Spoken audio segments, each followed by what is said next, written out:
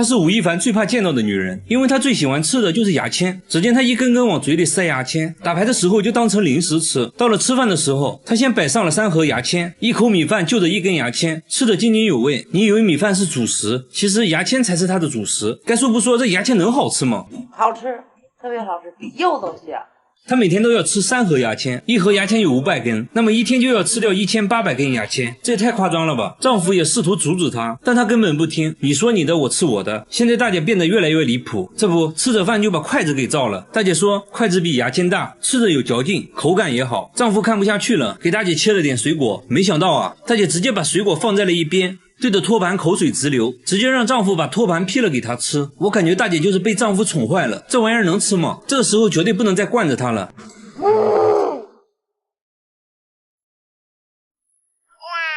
靠，当我没说。看来只要是木制品大姐都想尝试一下。她边吃边发表看法，说托盘没有牙签好吃。那么她是什么时候爱上牙签的呢？原来大姐之前患有严重的胃溃疡，有一次当她意外吃掉牙签时，她的病竟然好了。从那以后只要胃疼就会吃牙签，慢慢的就上瘾了，宁可不吃饭也要吃牙签。但是大姐的身体真的健康吗？胃肠啊，有什么胃镜啊都透了，没有关系。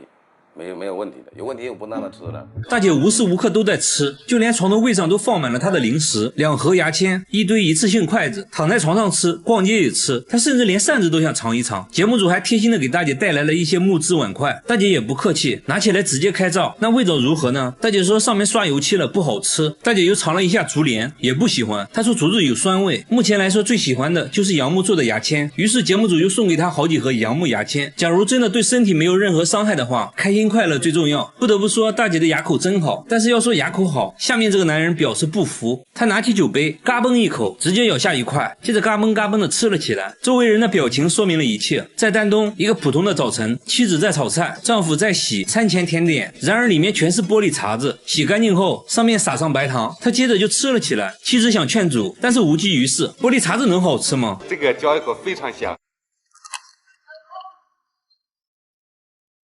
啊。节目组检查了一下他的牙，除了有点参差不齐外，没别的毛病。那么他到底为什么要吃玻璃？大叔说这个要从20年前说起。20年前他是一个销售，刚和客户签了一个大合同，由于自己不能喝酒，被客户一番羞辱，说他不爷们儿。为了证明自己，他拿起酒杯嘎嘣嘎嘣的吃了。从那以后他就爱上了玻璃的味道，他会在玻璃店找各种边角料，不同厚度的玻璃吃起来口感也不一样。挑选完毕，带着他的美味甜点回家了。回家后会根据口味对他们进行分类。他说医院的吊瓶最好吃，酥脆有嚼劲，口感极佳。耳灯泡吃起来就差一点，但也很爽口。那么他一天要吃多少玻璃碴子呢？2个啤酒杯。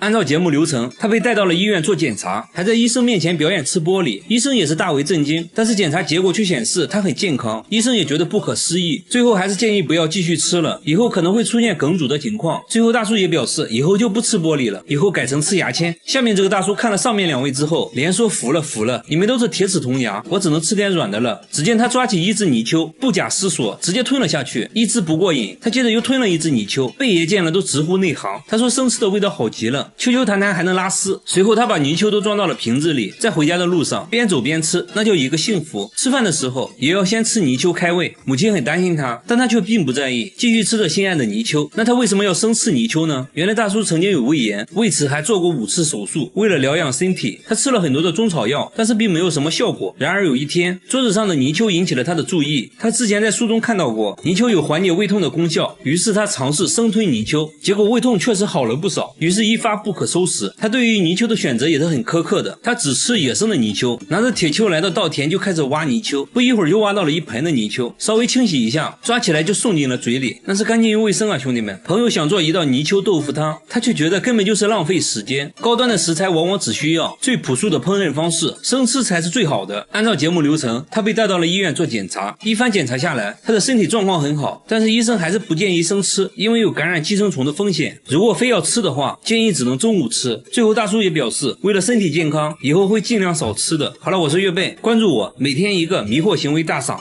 大姐是吃鲱鱼罐头长大的，什么臭她就吃什么。她尝试过吃屎，但是不喜欢啊，因为不够臭。臭豆腐只能算是小甜点，下水道的气味对她来说那就是新鲜空气。和朋友聚餐，朋友想要挑战一下，夹起一块鲱鱼，刚放进嘴里就止不住的呕吐，她却什么都感觉不到。不一会儿，自己就干完了一盘鲱鱼。大姐现在最爱吃的却是鳐鱼，因为鳐鱼比鲱鱼还臭10倍。节目组邀请了几位鳐鱼爱好者来到鳐鱼发酵车间，门一打开，一股比下水道还要臭100倍的味道袭来。怎么给你形容呢？狗闻了都嫌臭，熏得眼睛都睁不开。其他人纷纷败下阵来，大姐却直接贴着鳐鱼闻了起来，越闻越上头，好想吃一口。不仅如此，大姐生活中也是处处重口味，做菜要加5勺盐，半斤辣椒面，这样吃起来才有滋有味。那她为什么会这样？她却说其实自己闻不到任何气味，冰箱里的食物坏没坏自己也无法从气味中分辨，只能尝了才能确定是否过期。因为闻不到任何气味，也让她暴露在危险中，天然气泄漏自己也毫无察觉，食物烧焦了也不知道。节目组带她来医院检查，一番检查过后，医生说她的嗅觉功能已经完全丧失了，味觉也在退化，这种情况是没办法治疗的。不过闻不到气味并不完全是坏事，大姐是养老院护工，平时的工作就是帮老人换尿布之类的，因为闻不到气味，所以工作起来很轻松，自己也很喜欢这份工作，把缺陷变成优势，大姐还是很值得我们学习的。但是要说吃的奇葩，下面这个小伙表示不服，他抓起一把沙子塞进嘴里，嘎嘣嘎嘣的吃了起来。周围人的表情说明了一切，他却说沙子比糖还要甜，还让旁边的大叔尝一尝。大叔露出了关怀智障的眼神。又到饭点了，他从袋子里掏出2把沙子，这就是他今天的主食。接着大口大口的吃了起来，那是干净又卫生啊。吃完还张嘴让节目组检查了一下，是沙子没错了。他没事就去工地吃自助餐，工地上的沙子新鲜可口，品类多，量还大。来到工地先试吃一下，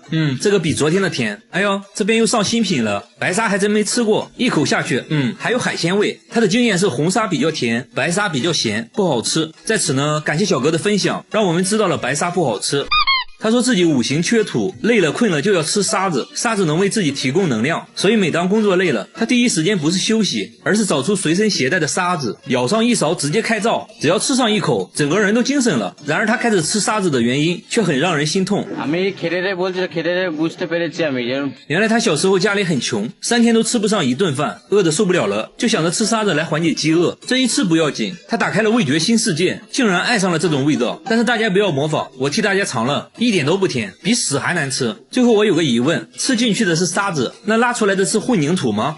没钱的吃沙子，那有钱的吃啥呢？下面这个小哥就很搞笑，他一吃东西就会流泪，并不是辣哭的，就算吃米饭也会止不住的掉眼泪，而且只有左眼会流泪，吃饱以后就不会流泪了。而当他看电影被感动了，就换成右眼流泪了，2只眼睛分工明确，就很神奇。妈妈说他出生的时候就这样，只有1只眼睛流泪，还给节目组看了照片，但照片上明明2个眼睛都在流泪啊。妈妈说是因为他手里还拿着零食呢，正好凑齐了一对。他说吃不同食物流泪的程度也不一样，好吃的流泪多，口味一般的只会掉2滴意识一下，所以公司聚餐都会让他先吃，看泪水大小判断食物美味程度。妙啊，这种特殊技能对工作也有一些影响。他是一位歌手，在外演出化好妆后就不能吃东西了，调皮的同伴强塞给他一粒爆米花，没一会儿眼泪就掉下来了。节目组带他来医院做了全面检查，医生说很可能是神经末梢问题，接着又对眼睛做了测试。医生说这种病叫鳄鱼的眼泪，是由于唾液神经和泪腺交织在了一起，吃东西流的泪应该是唾液，只是有点恶心而已，并不会对身体造成任何伤害。最后小哥也说不是什么大病，我就放心了，以后准备去演戏，会把缺陷变成优势，哭戏一定会演得很好。好了，我是岳贝，关注我，每天一个迷惑行为大师。他有个大豪宅，却天天住在厕所里，睡觉在厕所，吃饭也在厕所，掀开垫子下面全是尿，还说厕所味道清新自然，厕所门时刻紧闭着，好像在躲着什么东西。他说只要离开厕所就会头晕目眩，全身酸痛，不得不离开的话就要全程戴口罩。去客厅那都算是旅游了，还会给客厅喷一种神秘的液体。白天大妈很反常的出门了，她来医院看望丈夫10年前得了中风，就一直住在医院，一见面丈夫就哭了，说到底是怎么回事。这时大妈说她房子有毒，还说是邻居往她家放的毒气，之前和邻居吵过架，所以就往她家放毒气，让她无法安心睡觉。为了防止毒气扩散，她封死了家中的各个缝隙，还安装了多个监控摄像头，因为厕所的气味最小，就成了他的庇护所。虽然大妈说的证据确凿，但节目组却什么都闻不到，用专业仪器检测后没有发现任何异味，甲醛也没有超标。节目组拜访了邻居家，也不像大妈说的那样，大妈之前还报过警，警察也检查过邻居的房子，没有任何异常。很明显这一切都是大妈自己想象的。精神科医生表示，丈夫住院后她不得不独自生活，产生了严重的焦虑和孤独感，可能就慢慢产生幻觉了。医生说大妈需要人陪就会慢慢好起来。走进科学节目组变成走访问问节目组，陪大妈聊天，给大妈按摩，还一起在厕所吃饭。几天过去了，大妈突然从厕所出来了，她开始正常的做饭，口罩也摘掉了，给工作人员做了一桌子好吃的，说现在已经闻不到任何异味了。大妈终于走了出来，看到没对象的赶紧找个吧，不然老了真的会很孤独的。和大妈一样，下面这个大姐的情况也不容乐观。大姐每天穿着用2万个曲别针做的衣服，衣服重达50斤，就这样在家里穿了10年，家里堆满了各种杂物，在家只能爬行，所有东西都被装在塑料袋中，甚至天花板都用塑料袋覆盖着，窗户也被封上了，洗澡也不脱衣服。只见她洗着洗着，突然站在了马桶上，她竟说不得不这样做，她究竟在躲避着什么？大姐说家里有电磁波辐射，让自己非常痛苦，她认为曲别针可以屏蔽辐射，才用曲别针做了这件盔甲。为了验证她的说法，节目组请来专家测量房子的辐射量，结果房子几乎没有任何辐射。工作人员建议她脱掉铠甲，大姐犹豫再三，决定试一下。没过1分钟，她突然把头埋进了被子里，表现得很焦虑，还说自己疼得受不了了。接着又开始穿铠甲，穿完大姐长舒一口气。节目组找来了心理医生，一番交流下来，大姐突然哭了起来，缓缓说出了藏在心中的秘密。在她年轻的时候，被一个陌生男人跟踪了长达半年，她搬过好几次家，都会被找到，会在半夜敲她的门，还经常给自己发骚扰短信，换手机号也没有用，感觉自己时刻都在被监视。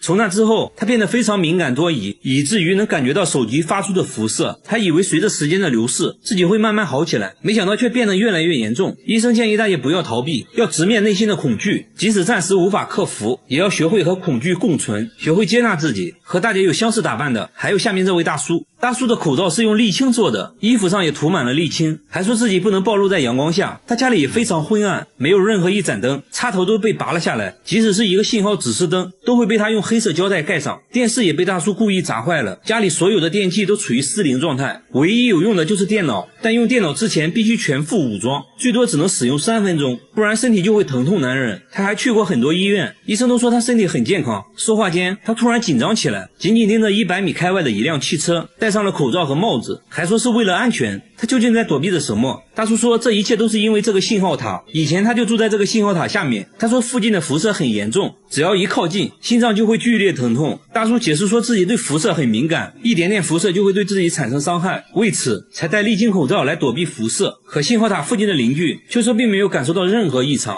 专家也解释说，信号塔只会以水平方式发送信号，并不会对塔下的人产生过量辐射。工作人员还用专业设备检测了屋内的辐射量，结果远远低于安全标准，不会对人体造成伤害。既然大叔说自己能感受到辐射，那给他做个测试好了。给大叔戴上眼罩后，让他判断面前电脑的开关机状态，结果测试7次，错了5次。很明显了，大叔的问题只是心理问题。要想治愈心理问题的话，第一步就是要面对恐惧。他找到心理医生咨询，原来大叔做生意亏了很多钱，家庭也破裂了，巨大的压力让他产生了幻觉。一番沟通下来，大叔决定不再逃避，直面内心的恐惧，勇敢面对生活。加油吧，大叔！好了，我是岳贝，关注我，每天一个迷惑行为大赏。然而有过人之处的不止他一个。下面这个小男孩也很特别，12岁男孩长了一对翅膀，稍微活动一下，感觉翅膀随时都能起飞。脱掉衣服，翅膀轮廓清晰可见，还可以自由地控制它，翅膀合起来都能夹碎鸡蛋。然而拳击馆其他孩子并没有他这种情况。他曾经是个小胖子，3年前开始减肥，瘦下来才发现肩胛骨很异常。父亲刚开始很担心，以为是脱臼了。他曾经也自卑过，为此开始练习拳击，现在已经是个有3年经验的拳击手了。教练说他看起来很娇小，但是很猛，比他高比他壮的都打不过他。难道是因为有翅膀才这么厉害吗？节目组带他来医院检查，一番检查下来，医生表示他肩胛骨周围的肌肉发育不正常，非常松弛，这使得肩胛骨异常突出，看起来像是翅膀。然而打拳击最重要的就是背部力量，肩胛骨周围肌肉要强，所以他的身体状况并不适合拳击。但是他非常努力，克服了自己的劣势，还获得了很多拳击奖牌。朋友也说他的拳头比其他人还要强，是他们当中最优秀的。但是医生建议他暂时停止打拳，趁着年龄小，要马上进行矫正。拳击要靠背部发力，把背矫正好，才能更好的出拳。我感觉小弟弟还是蛮励志的，虽然他没有真的翅膀，但下面这个真的有翅膀。他每天带着一只鸡上学，鸡会乖巧地窝在他肩膀上听课，听懂了还会打个鸣。主人上课走神，鸡还会叨他一口。他每天会带不同品种的鸡，所以大家也见怪不怪了。他对鸡的痴迷程度无人能及。家里还有个养鸡场，各种稀奇品种他都有，有来自荷兰的杀马特鸡，据说一只能卖好几万。哎，你别说，看起来还挺可口的，可爱的。还有来自泰国的战斗鸡，来自英国的矮脚鸡，甚至有来自中国的大盘鸡。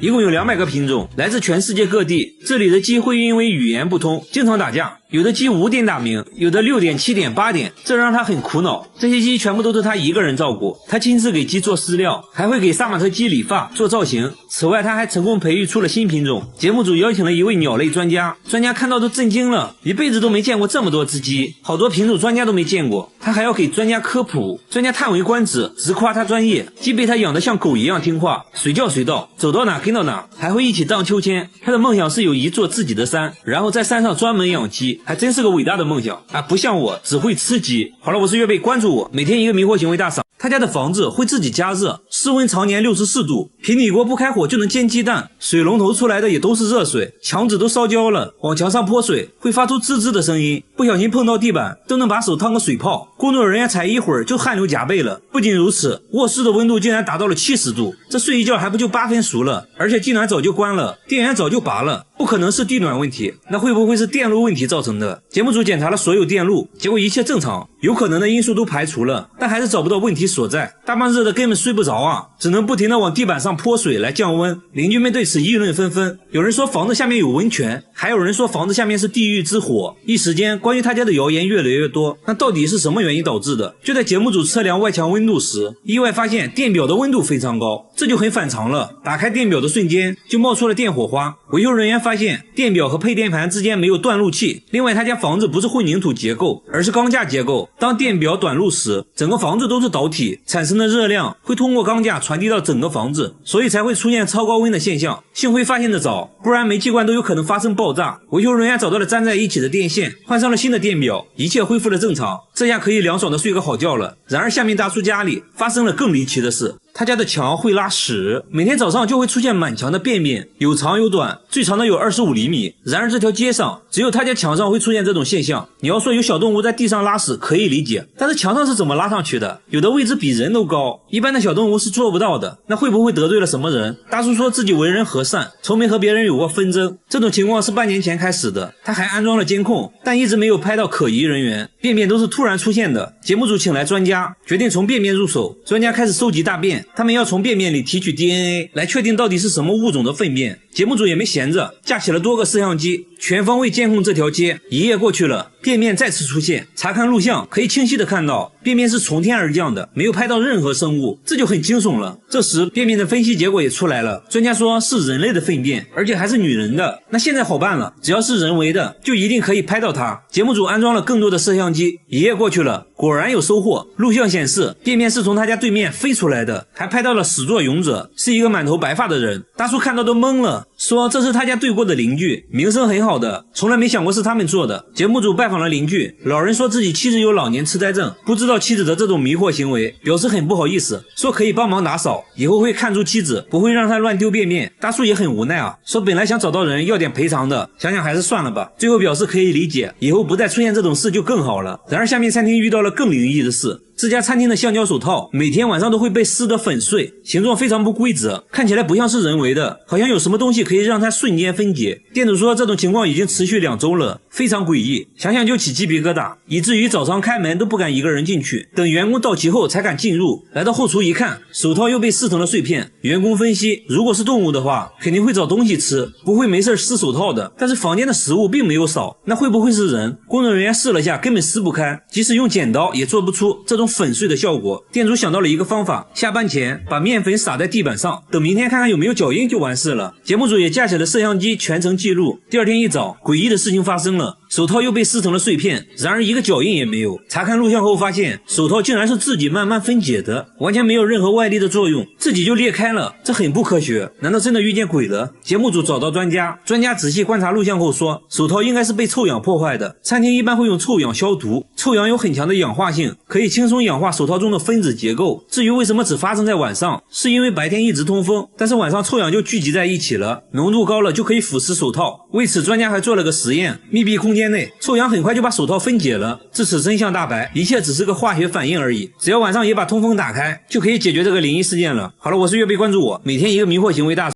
这座坟墓会蹦迪，它周围从来不长草，形成了一个奇怪的圆圈，而相邻的坟墓却杂草丛生，这光秃秃的一圈明显要比周围低了很多。即使有人围着坟墓转圈的话，至少也得走几千次才会有这种效果，而且还发现了本地根本不存在的植物种子。真的是奇怪。坟墓是这位爷爷家的祖坟，他现在非常不安，因为民间流传着一种说法，坟头寸草不生，称为光头坟，不是好兆头，预示着家族衰败，后继无人。他现在就想知道为啥会出现这种现象。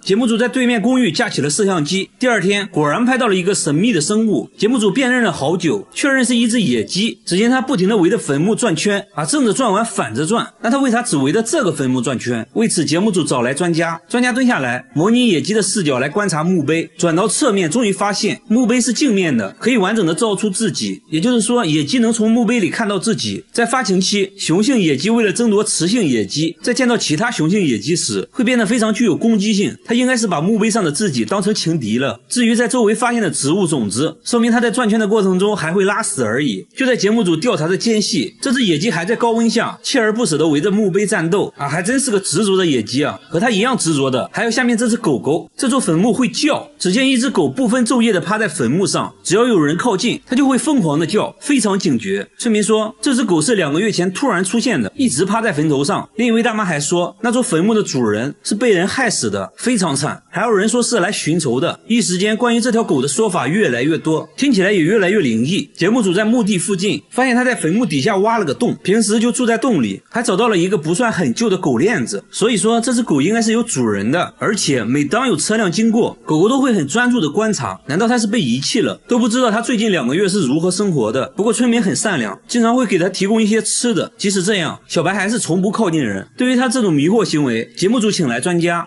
使出浑身解数，小白还是远远的待在一边。不过专家观察后发现，小白鼻子很湿润，看起来还是很健康的。村民还给小白做了个房子。刚开始小白还是很谨慎，但很快就接受了村民的爱，看起来也是饿了好久了。大妈表示，在他主人找到他之前，会好好照顾小白的。最后就祝小白早日找到主人吧。然而喜欢待在墓地的还有下面这位大叔。这片墓地会开会，每到深夜，墓地里就会传来说话的声音，好像是有什么人在念咒语。走进来才发现是一位大爷，对着坟墓不停地念叨着什么，直到天亮了他才离开。即使在路上也是喃喃自语，手里还拿着一个笔记本，有人说是死亡笔记，还说每天凌晨3点都会在墓地看到他。节目组大胆询问，大爷却说自己在背地名而已，书上记录着各地区号和道路名称。他还向节目组展示了一番，一字不差地背了下来。但为什么要在墓地背呢？大爷说墓地安静，能够集中精力，而且晨练的时候也要大声背诵。周围人都一副懵逼的表情，连狗狗都是懵逼的状态。他家墙上贴满了自己制作的表格，大爷说这样可以增强记忆。节目组想要考验他一下，给了一份人员名单，让他在1天时间内记下来。大爷先把名单抄了一遍，边抄边读来增加印象，即使在买东西也要一直背。1天过去了，检查时间到，果然大叔倒背如流。节目组却发现大叔手上写了些什么，难道大叔在作弊？大叔说这是白天写的，为了方便走路时背诵而已。那他为啥喜欢背东西？原来大叔担心自己得老年痴呆症，背诵是为了增强记忆，慢慢的就喜欢上背东西了，甚至还成了老年大学的教师。看到了吧？不想痴呆就得多背诵喂。好了，我是岳飞，关注我，每天一个迷惑行为大赏。厕所墙上长出了头发，缝隙里还有一点点红色印记，看着好像是血。主人轻轻拽了一下，就掉了好几根，吓得他赶紧停手，生怕拽出来个人头。而且厕所墙壁很厚，里面还是中空的，难不成里面真的有东西？房子呢是他们租的，才住进来2个月而已。房东过来左看右看，说可能是什么植物的种子发芽了而已没什么大惊小怪的，反正我房子没问题，这墙里面什么东西都没有。说完直接就走了，但他却感觉事情并不简单。节目组剪掉了一段头发去找专家看了半天，说这确实是人类的头发，那墙上为啥会长头发呢？专家猜测有人摔倒后撞碎了墙上瓷砖，头发就卡在了缝隙里。接着还做了个实验，把假发绑在锤子上，用力敲打瓷砖，果然真就有很多头发卡在了上面。但他却说自己根本就没有摔倒过，而且自己头发长度也不符合呀。那到底是谁的头发？他给出差的老公打电话，老公一听直接就说是他的头发。咋回事呢？等老公出差回家后，果然就对上号了，头发长度也吻合。丈夫坦白说出差前喝多了，在厕所跌倒了，当时也没太在意，第二天直接就出差了，到现在头上还有个大包，看又是虚惊一场。然而下面这家的厕所里也发生了一件怪事，他家厕所住了一个看不见的人，只要关上灯就会传来洗手的声音，哗啦哗啦的，肥皂上出现了奇怪的痕迹，地上也经常一片狼藉，打开灯呢却什么都没有，关键厕所都安装了防盗窗，地漏也是堵死的，不可能有东西能进来啊。这种怪异的现象整整持续了半年，搞得一家人精神崩溃，甚至怀疑是被什么不好的东西缠住了。节目组在厕所安装了摄像头，一夜过后查看录像，却看到了让人头皮发麻的一幕，马桶里竟然钻出来一只大老鼠来到地面就开始疯狂破坏，发泄完又钻进马桶走了。主人这才恍然大悟，说有一次上厕所就感觉被什么东西顶了一下现在想想都后怕，吓得他直接跑到了邻居家上厕所，关键他家在18楼这老鼠是怎么钻上来的？这很不科学。专家说老鼠会游泳，马桶管道只有 S 弯的部位会存水，老鼠完全可以爬上来。专家决定用粘鼠板抓住它，围着马桶放了4个，但这老鼠成精了，好像意识到了危险，左闻闻右看看，迟迟没有来到地面，犹豫了好久，最终绕过粘鼠板跳了下来。毕竟是经历过大风大浪的老鼠，板子上的美食也不能诱惑它，它竟然推开了粘鼠板，一个风骚走位又溜回了马桶。工作人员决定用另一种方式阻止它，在楼下的总管道上安装了防回流输水阀，这样只能朝一个方向打开，老鼠就爬不上来了。这下世界安静了。然而下面这家厕所里好像也住了什么东西，他家的厕所会叫，只要静静的听就能听到咕呱咕呱的声音。有一次主人就看到一个黑影从洗手盆里钻了进去，好像是一个小动物，他们壮着胆子决定把这玩意儿吊出来，用绳子把虫子绑住，吊在半空等待它上钩。没一会儿果然钻出来一个什么东西，离近了一看原来是一只青蛙，还直接一口就把虫子吞了，但感觉不对劲又吐了出来。奇怪，家里怎么会出现青蛙？而且他们家住在9楼，这很不科学。刚开始以为是邻居家的宠物，但邻居却说家里并没有养宠物，楼上楼下都问过了，没有人养青蛙。专家研究了半天，说看着应该是典型的树蛙，虽然树蛙会爬墙，但是你这是9楼，树蛙根本是爬不上来的，洗手台的水管和马桶管道还不一样，不可能通过管道爬上来。专家猜测了很多原因，都被否定了一筹莫展，没有任何线索。最后主人说之前从家里带来过一些生菜，专家恍然大悟，说蔬菜内部一般都会有虫卵或者小昆虫之类的，这只树蛙应该就是这样来到厕所的。接下来展开了营救，锯开水槽，树蛙就跳了出来，小小的一只，随后就呱呱呱的放生了。好了，我是岳飞，关注我，每天一个迷惑行为大赏。他的头和手长在了一起，连续40年用手撑着睡觉，就算强行把手拿开，但很快又会自己撑起来。虽然睡觉过程中头会不停的摇晃，但就是不会掉下来，就算翻个身也很快用另一只撑起来，就很神奇。节目组怀疑他装睡，但老婆说他40年来都是这样的，这么睡40年胳膊真的没事吗？只见大叔干起活来一点都不含糊，端起100斤的水桶都轻轻松松。大叔还说这种睡眠姿势不仅手不会麻，还睡得更香了，甚至还救过他的命。这又是为啥呢？他说之前家里闯进一个小偷，小偷看到他的奇葩姿势，还以为是睡梦罗汉，直接就吓跑了。附近邻居家都被偷了，唯独他家没有丢失任何东西。后来邻居都学他这样睡觉，他根本坚持不了5分钟。那他为啥会有这种迷惑行为呢？大叔说自己从18岁开始就这样睡觉了。原来40年前经常有人在他家果园偷苹果，轮到他守夜的时候实在太困了，想要睡一会儿，但地板很硬也没有枕头，他突发奇想用手把头撑起来，没想到睡得非常舒服，甚至打起了呼噜。从那之后就形成了习惯。但是这样真的健康吗？来到医院一番检查下来，医生说他患有间歇性的呼吸障碍，奇葩睡姿让舌头阻塞了呼吸道，所以有时在睡眠中会无意识的呼吸暂停。为了健康必须要改掉这种睡眠方式。最后大叔也表示不再当睡梦罗汉了。和大叔有类似爱好的还有下面这个男人，他睡觉必须要抬腿，还说这样舒服，周围人都不相信，觉得他在装睡。但3个小时过后，大叔就这样一直抬着腿，看起来好像不是装的。节目组做了个测验，让5个人同时抬腿，不到1分钟，有人已经在发抖了。5分钟后，所有人都败下阵来，唯独大叔的腿还在悬空。走近一看，人家已经睡着了，即使在家里那也要抬着腿，被子都被他撑了起来。监控也显示大叔整夜都抬着腿，他为什么会出现这种迷惑行为？节目组带大叔来到医院，经过长时间的检查，医生说大叔的腿没有任何问题啊。听到这话，大叔开心了，不用刻意的改变自己了。而他哥哥的脚更厉害，他可以用脚钓鱼，一天能钓100只，只需要在水里走2步就可以钓到1只鱼。大叔的脚好像有什么魔力，鱼儿都往脚下钻。大叔说这也是要讲究技巧的，要用脚跟走路，只要有鱼碰到脚，一脚踩下去，百发百中。刚说完就抓到了1只大鲶鱼，就这样不一会儿就抓到了20多只，回家做一顿红烧鱼，简直不要太爽。节目组还安排了一场比赛，工作人员同时用4个鱼竿钓鱼，半天都没有钓上来1只，而大叔用了不到1小时就用脚抓了10多只，工作人员都惊呆了。我感觉大叔这个技能真的好实用啊！然而更神奇的还要数下面这个，他全身没有骨头，把头固定住，身子可以旋转360度，直接吓傻了围观群众。不仅如此，手腕也可以360度转动，手指都能做出反人类的动作，2只手合在一起，很轻松的就能把手背掰到后面。工作人员尝试了一下差点没骨折，他连脚后跟都能翻转到前面，离远了看差点分不清前后。高难度的瑜伽动作也不在话下，身体极度扭曲，即使连专业的瑜伽教练看到都被吓了一跳。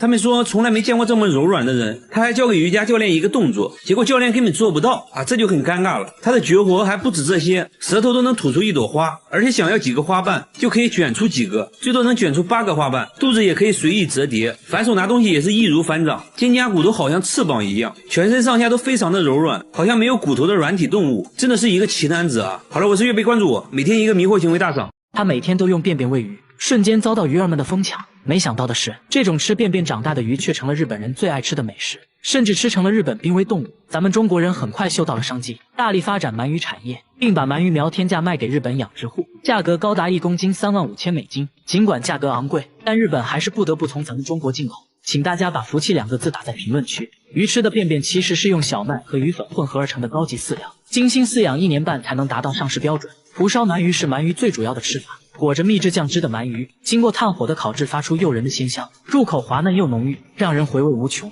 为了让人们更加方便地吃上蒲烧鳗鱼，这种现代化的生产线也应运而生。刚刚宰杀的新鲜鳗鱼会被整齐地放在传送带上，并缓缓送入烤鱼车间进行炙烤。在烤制之后，会进行连续3次的酱汁涂刷，随后进行最后1次的烘烤。成品包装后就可以通过冷链送进千家万户了。这款鳗鱼已经售出超过20万份，买回家只需简单加热就可食用。它外焦里嫩，肉质鲜美，一袋里面就是一整条鱼，足足1斤重，搭配上热腾腾的米饭，足够3个人吃到爽。左下角最近正在搞活动，天冷了赶紧吃起来吧。树上的果子全部被烈日晒坏，农场主却开心的不得了，租来了昂贵的震动机，花大价钱把果子全部震了下来，接着又亲自开着机器对光秃秃的果树疯狂修剪。这农场主是疯了吗？看着像是在搞破坏，其实这么做非常正确，是为了来年果树能更好的结果。然而刚刚震下来的果子也并没有坏，把外皮剥开你就认识了，里面正是深受健康人士喜爱的开心果。虽然名字叫开心果，可它的价格却让人开心不起来。开心果在我国只有新疆才能少量种植，产量非常有限，可偏偏咱们的消费量却很高，每年都要吃掉全球的1/4，大量的需求导致它的价格居高不下。刚收集的鲜果必须立马送到加工厂，首先会进行全方位的清洗，去掉树叶和杂质，随后在螺旋机里剥掉外皮，接下来再进行烘干处理，同时进行盐焗调味，最后再经过人工仔细筛选，剔除空果和坏果之后就可以打包上市。虽然开心果营养丰富，但就是太贵了。不过今天大家不用纠结了，最近新货上市卖得很好，您可以点开左下角看一下，这款开心果已经卖了20多万单，直接把价格打了下来。它用的都是自然开烤的大颗粒果，无科技无漂白，果壳呈现烘焙过的自然淡黄色，轻轻一剥就开，紫衣包裹着绿仁，颗颗饱满，香脆可口，老人孩子都能放心吃。趁现在有活动，左下角赶紧把这份开心带回家，全家都会夸你眼光好。好好的柿子不给孩子吃，他却用毛笔蘸高度白酒在柿子表面比比划划，这到底是在干啥呢？喝醉酒的柿子全被装进了罐子里，接着他又点燃了一把稻草，放在铁锅里来回翻炒，炒到只剩下草木灰后，又往里面加了一瓢山泉水，大火烧开后，他把刚蘸过酒的柿子全部倒了进去，让柿子痛痛快快洗了个热水澡。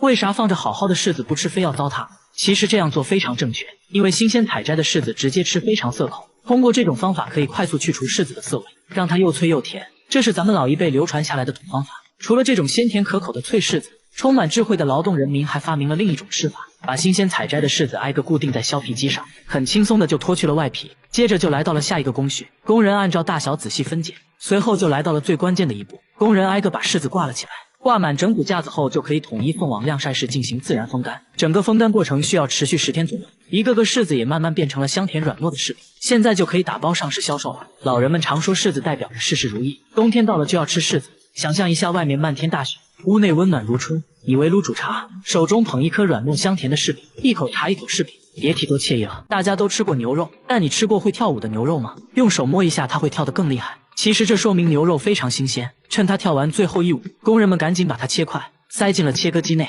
分割成大小均匀的肉块。紧接着工人把肉块用力塞入洁净的金属罐中，还会在里面放入一颗食盐球，以此激发出牛肉的鲜香。随后这些罐头就会进入下一道工序，利用高温蒸汽使牛肉加热，并立刻完成密封。随后用冷水喷淋降温，这一步让罐头内形成相对真空，保护了牛肉新鲜的色泽和口感。最后一步就是高压蒸煮了。这种密封的加工方式不仅保住了所有的营养和风味，还能在没有任何防腐剂的情况下进行长时间的保存。在完成包装工作之后，罐头就可以上市销售了。这块是白俄罗斯原装进口的牛肉罐头，这么一大罐足足338克，里面全是整块的牛肉，含肉量高达96%，而且配料表特别干净，没有任何添加剂。吃上一口，肉香浓郁，欲罢不能，嫩滑爽口，口齿留香，香气扑鼻，肉质饱满芳香四溢，香飘10里油而不腻，回味无穷。关键价格也很实惠，左下角已经给大哥们准备好了。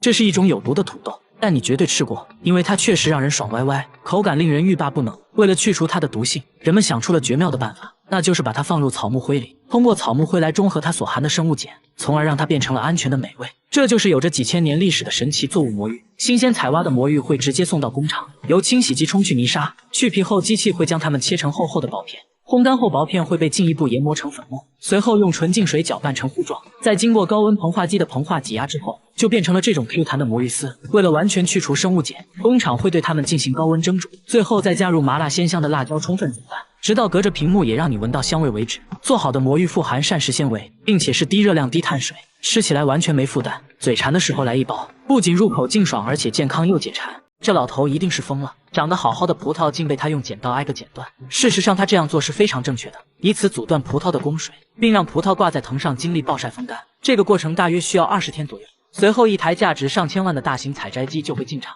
通过高频震动会将葡萄干全部抖落并收入囊中，接着送到加工厂。工人首先会使用筛网将藤条等杂物分离，然后利用色选机将有瑕疵的果子分离，接下来进入清洗环节，对流水线上的葡萄干进行彻底冲洗，直到它们变得干净无比。在经过机器烘干后，工人会最后进行一次坏果的筛选，新鲜香甜的葡萄干就能上市了。放着好好的柿子不给孙子吃，这个怪老头却把柿子全部丢进火里烧，一直烧到表皮发黑，汁水横流，期间还要不停翻面调整火候，直到把柿子烧成一个个黑炭，他才从火上取下来。瞬间空气中竟飘来阵阵香甜，连孙子孙女也被吸引过来。扒掉烧焦的外皮，里面就露出了金灿灿的果肉。之所以这么做，是因为新鲜采摘的柿子直接吃非常涩口，通过这种方法可以快速去除柿子的涩味，让它变得香甜软糯。这是咱们老一辈流传下来的土方法。除了这种做法奇特的火烧柿子，充满智慧的劳动人民还发明了另一种吃法，把新鲜采摘的柿子挨个固定在削皮机上，很轻松的就脱去了外皮。接着工人按照大小仔细分拣，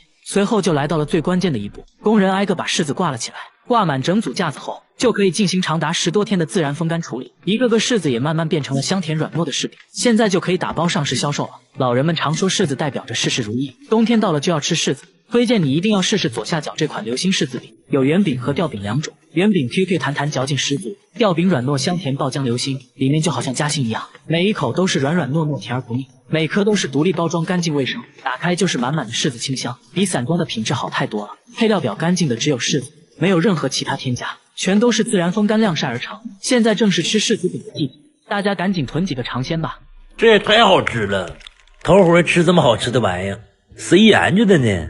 大人小孩都爱吃的一种零食，生产过程中竟被随意堆放在地上，工人还随便用脚踩，使劲用手抓。然而这样生产其实非常正确，因为这根本不是辣条，而是橡皮筋的生产过程。那辣条的生产过程到底干净吗？工人在进入车间前会进行全方位的消毒，卫生方面肯定是没问题的。辣条生产第一步，将面粉倒入搅拌机中，机器的重复搅拌会让面团更加劲道。和好的面团紧接着会送进挤压机中，机器内部的高温会让面团瞬间熟透，出来就成了长长的大面皮。接着再对面皮进行切割，随后面皮和调味料都被投入了搅拌锅里，进行充分的搅拌融合，最后就可以称重包装上市销售了。他每天买10斤食盐却从来不吃，回家就往食盐里加大量的鸡蛋蛋白，混合均匀后一勺一勺往铁锅里放，很快就堆成了一座小山。用刀抹匀后，接着开始点火对这座盐山加热。这到底是在干啥呢？就这么持续加热了30分钟，这座盐山里竟然飘来了阵阵鲜香，这根本就不是盐能发出的味道，你就说怪不怪吧。时间一到，他拿着刀在上面画了个圈，沿着轨迹咔咔砍了起来。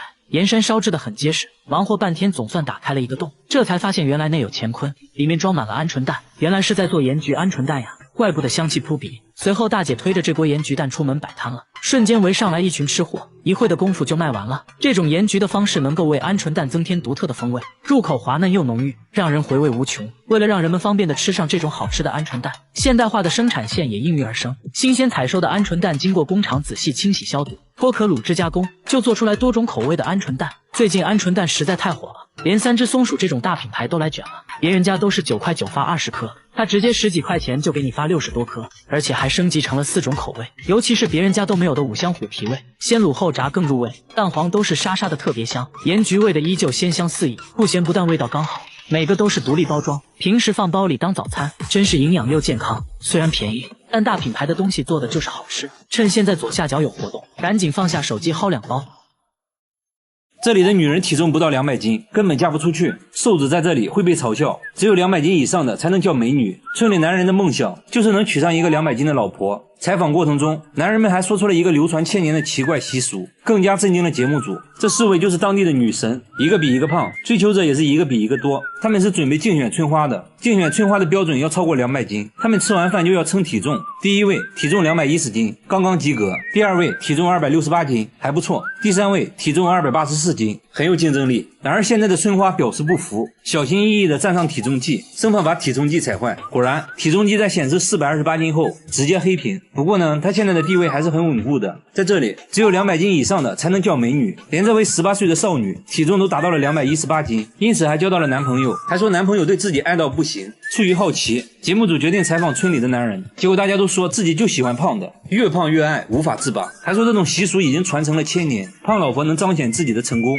可以到处炫耀。他们这里信奉一句话，老婆要娶胖胖的，生活才会旺旺的。采访过程中，我们还看到了一对夫妻正在秀恩爱，男人在帮妻子抠头皮屑，眼神中流露着对妻子的宠溺。接着我们又去了村里有名的模范夫妻家里，一进门就看到女人在睡觉，丈夫小心翼翼地把妻子叫醒，还贴心地给妻子涂抹爽身粉，防止起痱子。女人说结婚16年，丈夫一直都是这样宠自己，感觉自己就像小公主一样，还说自己结婚前瘦瘦巴巴的，一点都不好看。啥也别说了，直接上秤吧，294斤，果然是标准的美女身材。工作人员想要挑战下，把300斤的小公主背起来，是种什么体验？结果呢，差点骨折。女人又向节目组展示了自己的衣服，看着异常肥大，女人却说这是为了凸显身材的紧身裤。接着呢，还穿了起来，看得出来确实很凸显身材。她每天的工作就是吃饭、睡觉、看电视，最常说的话就是饭做好了吗？丈夫听到就赶紧去做饭，说娶个老婆不容易，关键呢还娶了个这么漂亮的，自己的老婆肯定要自己疼。女人拍着快饿扁的肚子，焦急地等待着。终于丈夫端来了饭菜，直接端到了妻子面前，赶紧给妻子盛了一盆。妻子接过米饭，大口开造，不一会儿一盆米饭就见了底，酒足饭饱，拍拍小肚腩，赶紧补个午觉。洗碗这种小事肯定是老公的，妻子只负责胖就行了。女人还告诉节目组自己保持身材的秘诀，那就是要多吃米饭，因为米饭属于碳水化合物，可以很好的维持我们的身材。然后呢，就是吃完就睡。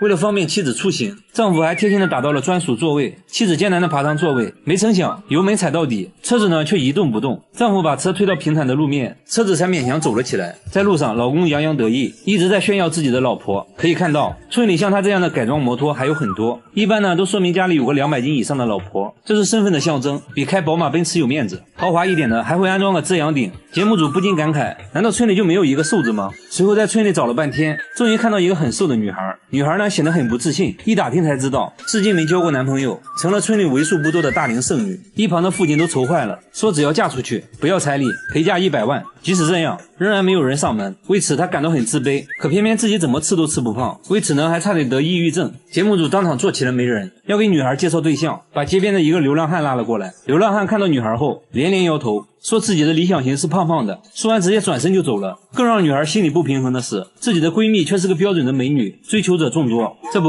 闺蜜刚回家，家门口就出现了3个追求者，其中一个已经追了2年。他们在门口蹲守半天，只为看闺蜜一眼。舔狗们和男孩们一直到深夜才离开，还说明天再来。看得出来，闺蜜也很享受这种众星捧月的感觉。所以美的标准从来都不是唯一的，萝卜青菜各有所爱，自己喜欢最重要。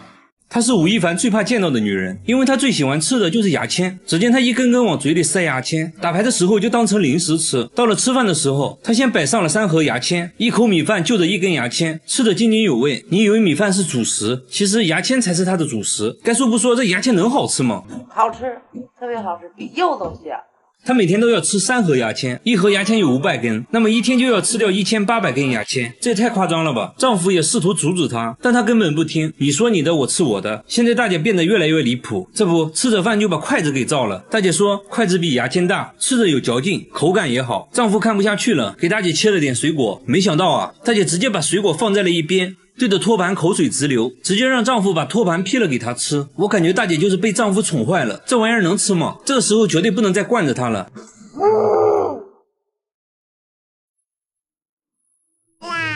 靠，当我没说。看来只要是木制品，大家都想尝试一下。她边吃边发表看法，说托盘没有牙签好吃。那么她是什么时候爱上牙签的呢？原来大姐之前患有严重的胃溃疡，有一次当她意外吃掉牙签时，她的病竟然好了。从那以后，只要胃疼就会吃牙签，慢慢的就上瘾了，宁可不吃饭也要吃牙签。但是大姐的身体真的健康吗？胃肠啊，有什么胃镜啊都透了，没有关系。没有问题的，有问题我不让他吃了。大姐无时无刻都在吃，就连床头柜上都放满了她的零食，2盒牙签，一堆一次性筷子，躺在床上吃，逛街也吃，她甚至连扇子都想尝一尝。节目组还贴心的给大姐带来了一些木质碗筷，大姐也不客气，拿起来直接开照。那味道如何呢？大姐说上面刷油漆了，不好吃。大姐又尝了一下竹帘，也不喜欢，她说竹子有酸味。目前来说最喜欢的就是杨木做的牙签，于是节目组又送给她好几盒杨木牙签。假如真的对身体没有任何伤害的话，开心快乐最重要。不得不说大姐的牙口真好，但是要说牙口好，下面这个男人表示不服。他拿起酒杯嘎嘣一口，直接咬下一块，接着嘎嘣嘎嘣的吃了起来。周围人的表情说明了一切。在丹东一个普通的早晨，妻子在炒菜，丈夫在洗餐前甜点，然而里面全是玻璃碴子，洗干净后上面撒上白糖，他接着就吃了起来。妻子想劝阻，但是无济于事。玻璃碴子能好吃吗？这个嚼一口非常香。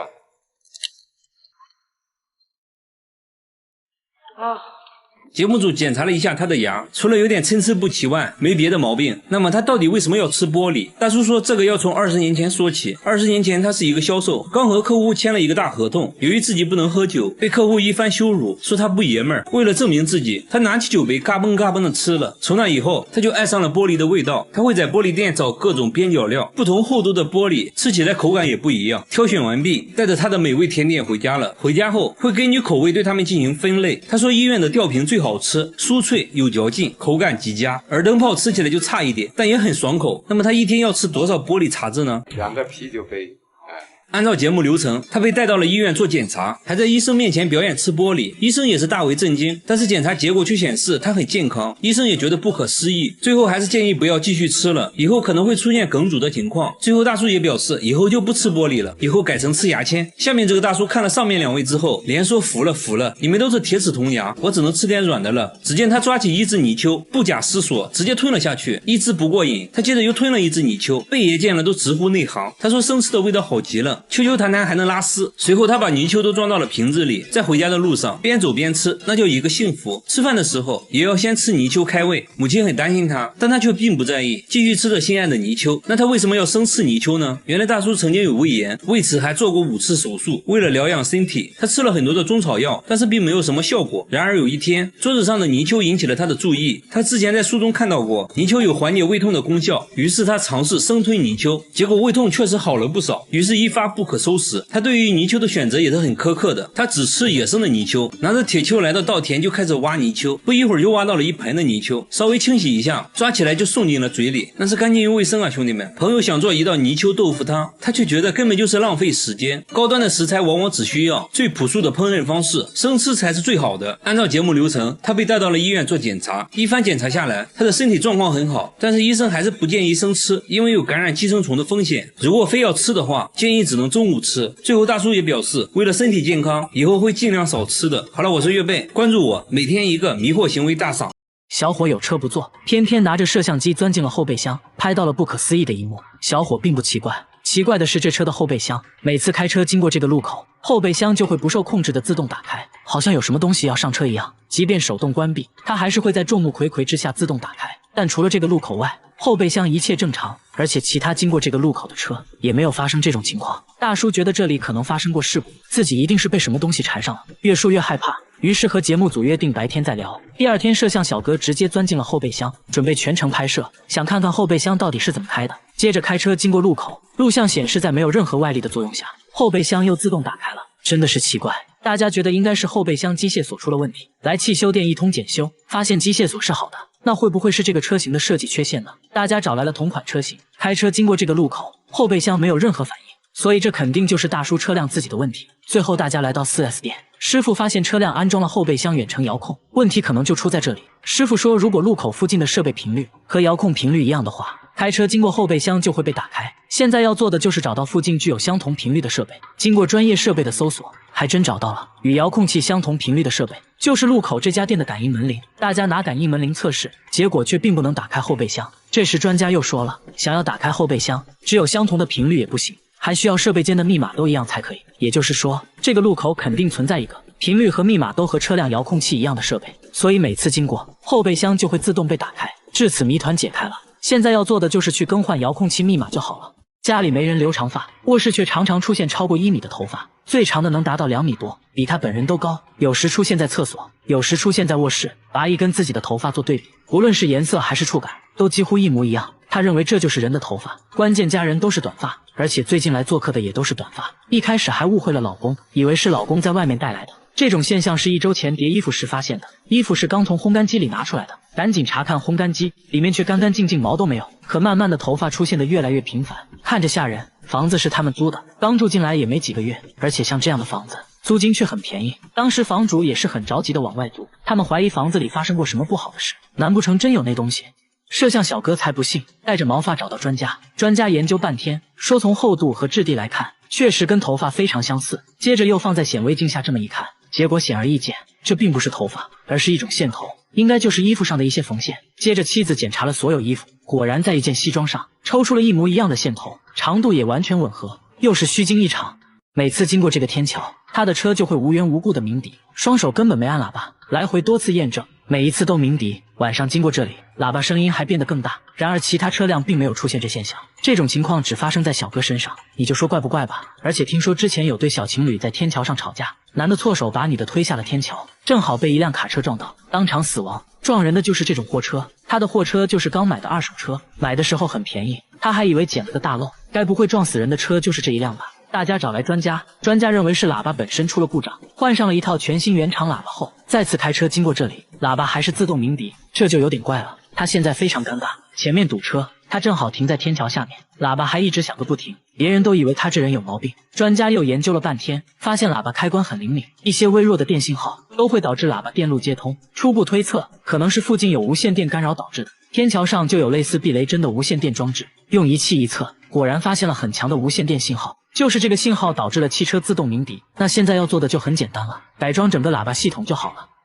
每到深夜，健身器材上就会吊着一个怪东西，来回摇晃，看着像人，但又看不出腿在哪。大家决定白天再来，白天就看到一位大妈倒挂在上面，一动不动。小哥壮着胆子上前查看，大妈一句安宁哈撒哟，吓得小哥连连后退。大妈说自己在锻炼而已，问她多大年纪了，大妈说也没很大，今年72，每天都要倒立5个小时，说这种倒挂方式能锻炼全身，说着就展示了一遍，动作行云流水，这把旁边的大妈都看傻了。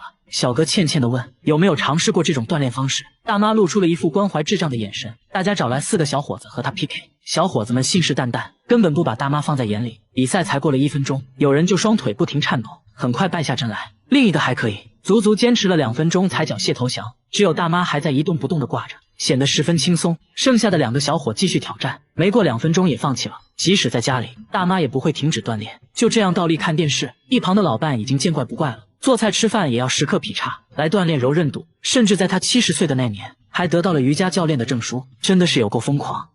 他的眼睛会喷水，倒上一杯汽水，直接用鼻子喝，喝完捏住鼻子掰开眼皮，只听吱的一声，一道细水柱从眼角喷了出来，喷出了2米远，足足持续了5分钟。这还没完，他又拿出一个气球塞进耳朵，捏住鼻子后，气球竟然一点点的变大，耳朵直接成了打气筒，不一会就把气球吹爆了。接下来他又表演了其他几个绝活，都是在眼睛射水基础上延伸出来的。他说做这些就是为了好玩。之前看了一个狗血韩剧，非常感人，但很奇怪，看着看着家里的天花板突然开始漏水，但外面并没有下雨啊。原来不是天花板漏水，是自己的眼泪喷出来了。这才知道自己还有这种绝技。从此他开始不断挑战自己，从刚开始喷得很短，慢慢到现在能喷2米远。现在他还要做个更大的挑战，用眼睛喷水灭蜡烛。结果喷出来的水流太小，没有成功，对着镜子左看右看，不应该呀。接着打了几个喷嚏疏通鼻腔，又试了几次还是不行。原来小哥是感冒了，他表示等自己好了会继续挑战。听说世界纪录能喷4米，自己准备刷新下。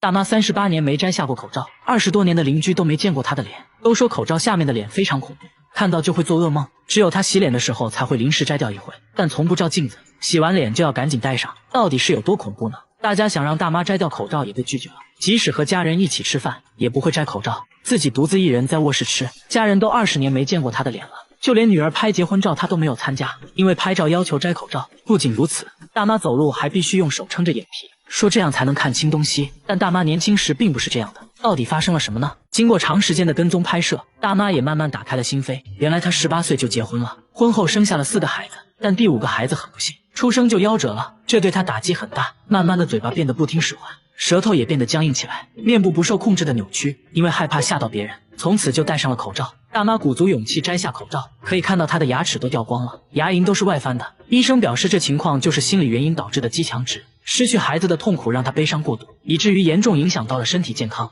医生制定了详细的康复规划，相信大妈的症状会慢慢得到改善。她每天买菜却从来不吃，一到家就拿出了电钻，开始给蔬菜钻孔，把胡萝卜内部掏空后，又拿出刻刀在表面打孔，每一步都非常小心，搞得像是在做外科手术一样，一点点调整孔洞大小。这到底是在干嘛呢？她也不解释，拿起做好的胡萝卜吹了起来。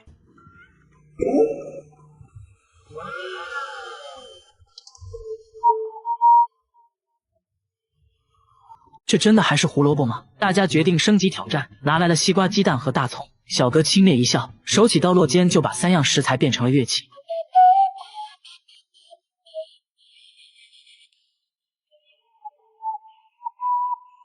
不仅如此，什么山药、西葫芦、土豆、西兰花都能被他吹出花来。虽然做乐器难不倒他，但现在有个问题，就是乐器的保鲜时间太短了，一旦粘了，音色就不纯正了，只能打成蔬菜汁喝掉。为此每天要不停买菜，买回来就要套上保鲜膜放冰箱，来保持蔬菜的新鲜度。现在他已经到了痴迷的程度，上班都要带着一袋新鲜洋葱，用一把美工刀就把洋葱变成了乐器，把同事看得赞叹不已。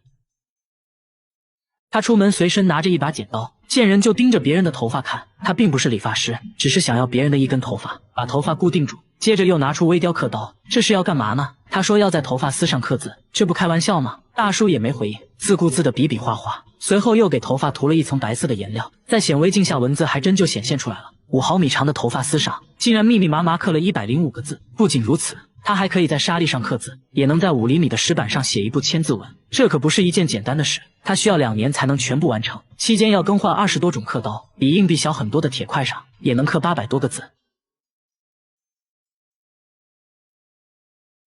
大叔说在头发上刻字很考验人的耐心，刚开始就拿自己的头发练习，1年下来头发日渐稀疏，现在都是用别人的，和别人见面都是先看头发。黑长直是他的最爱，现在还开了头发展览，小朋友都看傻了。大叔目前只能在头发上写1行字，说希望以后可以在头发上画一幅清明上河图。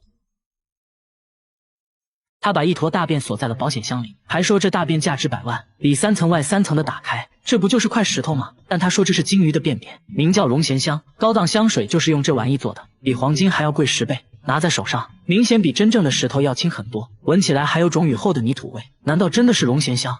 大便是在自家养鱼场发现的，他本来以为是块石头，随手扔水里竟然飘了上来，长这么大哪见过这情况？上网那么一查，和网上说的龙涎香非常像，这不一夜暴富了吗？朋友们都觉得这是真的，但村里老人表示，他们这地方根本就没出现过金鱼，哪来的金鱼大便啊？说再多都没用。接下来直接找专家，专家说龙涎香其实是金鱼体内的一种结石，非常稀有，可能100只金鱼里面都不一定有一个。接着对着大便一阵猛闻，还做了简单的测验，无论是颜色还是质地都非常符合，初步判断这可能就是龙涎香，接着对其取样化验。大叔满怀期待，离财富自由越来越近了。然而一番分析后，结果却显示这并不是龙涎香，只是一块在海上漂浮很久的塑料泡沫。大叔的宝贝瞬间一文不值。妻子安慰大叔，但大叔反手就撒了一波狗粮：“你才是我的臭宝呀！”